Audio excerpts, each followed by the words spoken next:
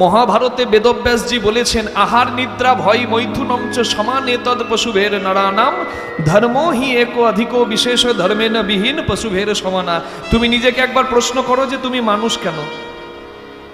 ভালো খাবার জন্য, না ভালো জায়গায় বেড়াবার জন্য, না চলে যাবার জন্য দিন এলে? তুমি মানুষ কেন? বেদব্যাসজি বলেছেন, বেদব্যাসকে সমগ্র হিন্দু ধর্মের আচার্য যিনি। আচার্য মানে পরাশর মুনির পুত্র, মৎস্যগন্ধা পুত্র। পরাশর মুনি একটা পবিত্র লগ্নে মৎস্যগন্ধা নামক, যার সারা অঙ্গে এত দুর্গন্ধ ছিল কোনো পুরুষ তার সামনে যেত না, খেয়া পার করতেন। তা পরাশর মুনি যখন খেয়া পার করবেন, মৎস্যগন্ধাকে পদ্মগন্ধ দান করলেন এবং মৎস্যগন্ধার সঙ্গে বিহার করলেন কুচ্ছটিকায়, মানে কুয়াশায় আচ্ছন্ন একটা দ্বীপে। কেন বিহার করলেন?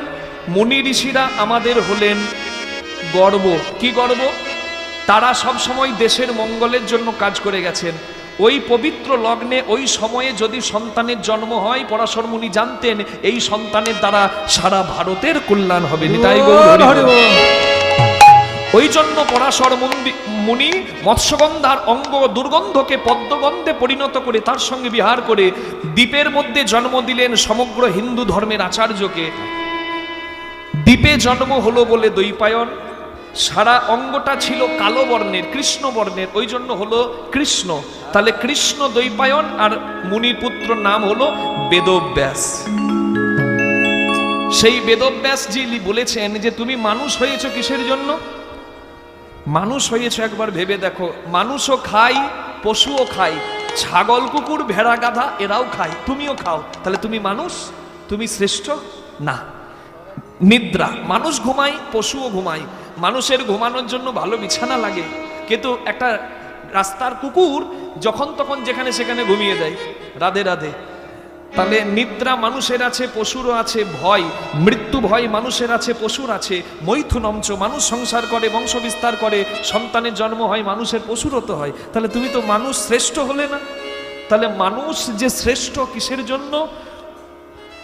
মানুষের যদি ধর্ম জ্ঞান থাকে, যে মানুষ হয়ে ধর্ম ধরে রেখেছে সে হলো মানুষ। ধর্মে না বিহীন পশুভের সমানা। ধর্ম, মানব ধর্মে জন্ম নিয়ে কেউ যদি মনুষ্যত্ব, মানবতা, বৈষ্ণবতা, সনাতন ধর্মে জন্ম নিয়ে কেউ যদি সনাতন ধর্মের মান ভুলে যায়, সে মানুষ নয়, সে একটা পশুর সমান। নিতাই গৌর প্রেমানন্দে। হরি হরি হরি বল, হরি বল। যারা দাঁড়িয়ে আছেন অনেকেই, যারা জায়গা পাননি, সামনে অনেক জায়গা আছে, এইদিকে অনেক চেয়ারও আছে আপনাদের জন্য বসার। যদি ইচ্ছা থাকে যে একটু হরিনাম শুনবো, কিছু গ্রহণ করে যাব, তাহলে এখানে বসবেন বাবা। আর যদি ইচ্ছা থাকে যে না দেখবো, শুনবো আর পালাবো, তাহলে নিতাই নিতাই, আপনাদের যা ভালো লাগে। তা গ্রামের মানুষজন সাধু বাবাকে এত বিরক্ত করে, উঠতে বসতে সাধু বাবার জীবনটাকে একবারে জ্বালাতনে জ্বলিয়ে দিয়েছে। সাধু বাবা মনে মনে করলেন, আমি সাধু মানুষ, গ্রামে থেকে আর কি করব, গ্রাম আমার জন্য নয়, আমি বরং জঙ্গলে চলে যাই, আমি বৃন্দাবনে চলে যাই।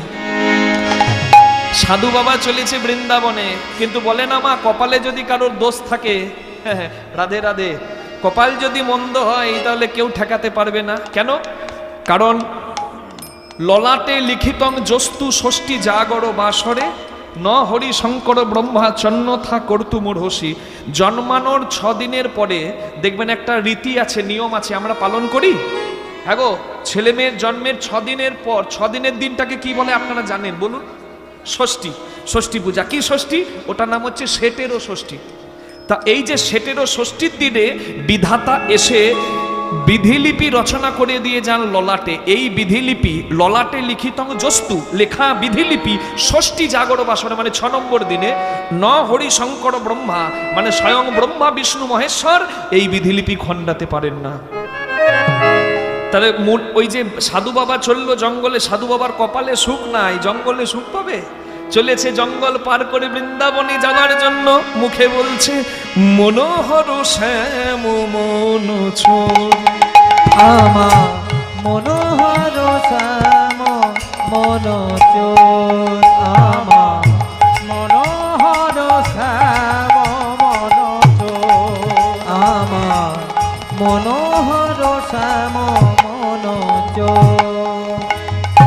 আমার মনে নিয়েছে কেমনি সে শ্যামল কিশোর। আমার মন নিয়েছে তেমনি সে শ্যামল কিশোর। মনোহর শ্যাম মনোচোর, মনোহর শ্যাম হরি হরি। মনোচোর আমার মনোহর শ্যাম মনোচোর আমার মনোহর শ্যাম মনোচোর। এই বৃন্দাবনের সেই তো রাজা,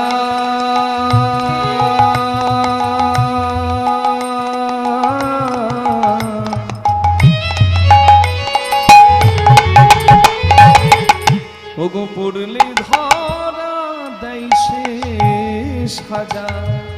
এই বৃন্দাবনে সেই তো রাজা,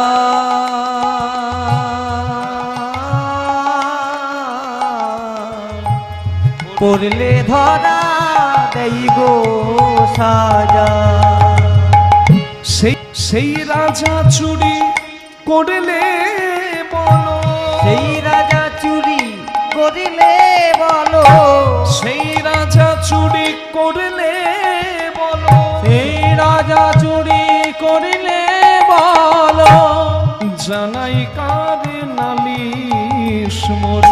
মনোহর শ্যাম মনোচোর আমার মনোহর শ্যাম মনোচোর আমার মনোহর শ্যাম মনোচোর মনোহর শ্যাম মনোচোর আমার মনোহর